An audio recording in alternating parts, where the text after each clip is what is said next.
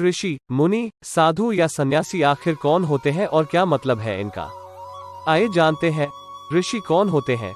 ऋषि वैदिक परंपरा से लिया गया शब्द है जिसे श्रुति ग्रंथों को दर्शन करने वाले लोगों के लिए प्रयोग किया गया है।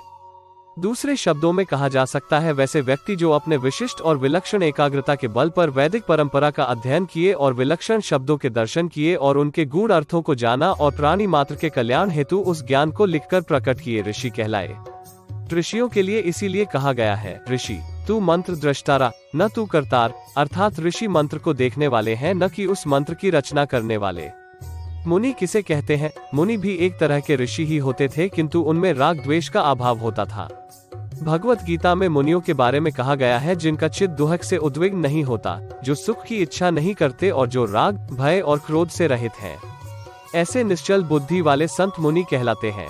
मुनि शब्द मौनी यानी शांत या न बोलने वाले से निकला है। ऐसे ऋषि जो एक विशेष अवधि के लिए मौन या बहुत कम बोलने का शपथ लेते थे उन्हें मुनि कहा जाता था। प्राचीन काल में मौन को एक साधना या तपस्या के रूप में माना गया है। बहुत से ऋषि इस साधना को करते थे और मौन रहते थे। ऐसे ऋषियों के लिए ही मुनि शब्द का प्रयोग होता है। साधु कौन होते हैं? किसी विषय की साधना करने वाले व्यक्ति को साधु कहा जाता है। प्राचीन काल में कई व्यक्ति समाज से हटकर या कई बार समाज में ही रहकर किसी विषय की साधना करते थे और उस विषय में विशिष्ट ज्ञान प्राप्त करते थे। सन्यासी किसे कहते हैं? सन्यासी धर्म की परंपरा प्राचीन हिंदू धर्म से जुड़ी नहीं है। वैदिक काल में किसी सन्यासी का कोई उल्लेख नहीं मिलता।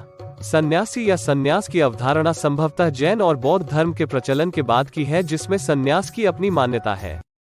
हिंदू धर्म में आदि शंकराचार्य को महान सन्यासी माना गया है। सन्यासी शब्द सन्यास से निकला हुआ है जिसका अर्थ त्याग करना होता है। अतः त्याग करने वाले को ही सन्यासी कहा जाता है। ऋषि, मुनि, साधु या फिर सन्यासी सभी धर्म के प्रति समर्पित जन होते हैं जो सांसारिक मोह के बंधन से दूर समाज कल्याण हेतु निरंतर अपने ज्ञान को परिमार्जित करते हैं।